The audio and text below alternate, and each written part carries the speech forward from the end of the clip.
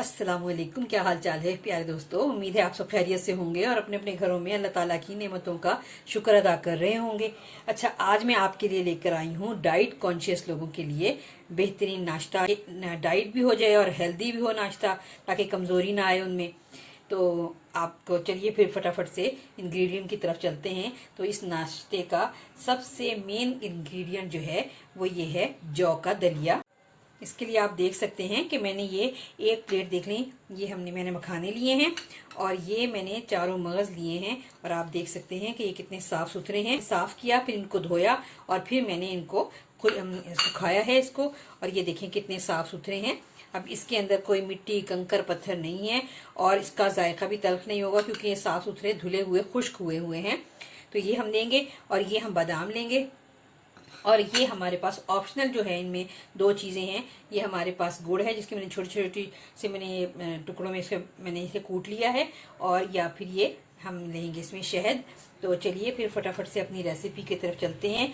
अच्छा, सबसे पहले तो ये है कि ये मखाने और ये बादाम और चारों मगज, इनको मैं हल्का सा 1 से 2 मिनट के लिए ड्राई रोस्ट करूंगी दलिया धो के। और मैंने इसको भिगो दिया है कम से कम इसको हम 10 से 20 मिनट हम इसको दलिये को भिगो लेंगे, ताकि ये ज़रा अच्छा सा सोक कर ले अपने अंदर पानी। ये देखिए, ये हल्का सा मैंने इसको कढ़ाई को गर्म करने के बाद इसके नीचे फ्लेम मैंने बहुत ही इसको लो पे रखा है हमने फ्लेम को, ताकि ये मखाने जो हैं, सिर्फ हमारा मकसद है इसके अंदर का मॉइस्चर खत्म करना और इनको ड्राई रोस्ट करना।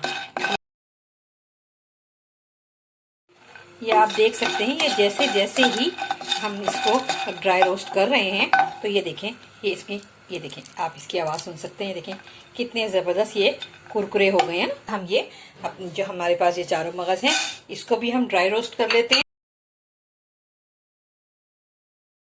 ये देखिए, रोस्ट होने के बाद इसकी शक्ल कितनी अच्छी हो गई और कितने गर्म है, ये कितने फूल गए हैं। अब ये तीनों चीज़ें ये देखें ठंडी हो चुकी हैं रोस्ट होने के बाद। अब मैं इनको मिक्सी के जार में डाल के इन्हें पीस के इनका एक फाइन पाउडर बना लूंगी। और दूसरी तरफ ये देखें, इसको जौ के दलिये को भीगे हुए कम से कम 15 से 20 मिनट हो चुके हैं। अब मैं इसे फ्लेम ऑन करके मैं इसे पकने के लिए रखूंगी। ये आप देख सकते हैं कि ये मैंने मखाने और चारों मगज का पाउडर बना लिया है और ये बादाम का पाउडर बना लिया है। और देखिए, दलिये को मैंने जो है ना, ये कढ़ाई में बनने के लिए रखा है, क्योंकि दलिया जो है ये जरा फूलता है पक के, और ये जरा जिसे कहते हैं उछलता भी ज्यादा है पकते हुए।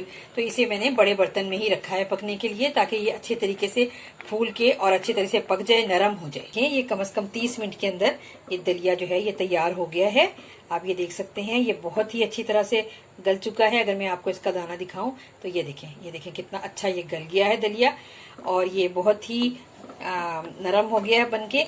और इसको मैंने कुकर में इसलिए नहीं बनाया कि दलिया जो है वो हमेशा कुकर में बनते हुए जो इसकी विसल होती है, उसकी जहाँ पर जो उसकी सीटी सी आती है उसके अंदर ये फंस जाता है और कुकर फटने का डर होता है। इसलिए दलिये को हमेशा जो है खुले मुंह के बर्तन में ही बनाना चाहिए और फ्लेम उसमें मीडियम ही रखनी चाहिए। सुबह के नाश्ते में बेहतरीन होता है, क्योंकि ये वजन नहीं बढ़ाता और ये मरीजों के लिए भी बेहतरीन होता है। तो चलिए फिर मैं इसको आपको सर्व करके दिखाती हूँ। ये देखिए, दलिये को बोल में डाला हमने और इसके अंदर जो है लो फैट मिल्क डालना है हमने, यानी कि मलाई के बगैर जो दूध होता है ना, बस वो हमने डालना है इसके अंदर। हमने दूध डाला जितना हमें रिक्वायर्ड है या जितना हम पसंद करते हैं उतना ही हमने दूध डाला इसके अंदर। अच्छा, इसके अंदर ये आपको मैंने बताया था कि ऑप्शनल है, कि अगर आपने गुड़ डालना है गुड़ डालें, और नहीं तो अगर आपने हनी ऐड करना है, यानी कि ये आप देख सकते हैं शहद, तो ये आप 1 चमचा इसमें इस्तेमाल कर सकते हैं। ये देखिए, वैसे मैं तो हनी को ही प्रेफर करती हूँ, क्योंकि ये जो है फ़ायदेमंद होता है। ये दोनों जो है, ये हमारे पास मखाने और चारों मगज जो हमारे पास पिसे हुए हैं, हमने इसका देखें, ये बस ये वाला टेबल स्पून हमने लिया, और ये 1/2 टेबल स्पून हमने बादाम का लिया, और बस करती हूँ। ये मेरा बनाया हुआ जौ का दलिया पसंद आएगा इस तरीके से। ये देखें, ये मैंने सब चीज़ों को मिक्स करके एक ये एयर टाइट कंटेनर में डाल दिया है।